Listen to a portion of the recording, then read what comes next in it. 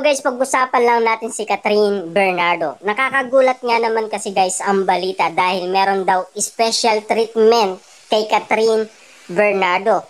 Dahil sa mangyayari umano sa movie nilang dalawa ni Alden Richard. Dahil first time na mangyayari ito kay Catherine Bernardo na magkakaroon siya ng bed scene at maraming kissing scene kay Alden Richard sa movie na Hello, Love Again bilang Joy at Ethan.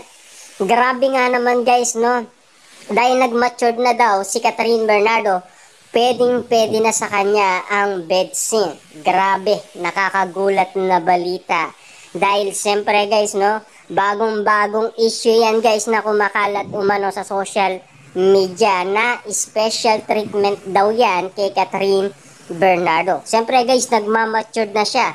Yung mga hindi niya nagagawa noon ay kaya niya nang gawin ngayon. Siyempre guys, no, pwedeng-pwede naman siya magpaalam umano sa kanyang mga magulang kahit na meron pa rin siyang edad, di ba? Kita niyo naman guys, nag-travel na siya mag-isa papuntang Australia. Nakita naman natin guys, no, sa shooting umano sa Calgary, Alberta, Canada, nawala na si Mami Min Bernardo sa tabi ni Catherine Bernardo kasi daw matured na siya. At siyempre, matanda na rin siya. Ayon yan guys kay Sophia Andres at bahala na daw siya sa buhay niya. Di ba?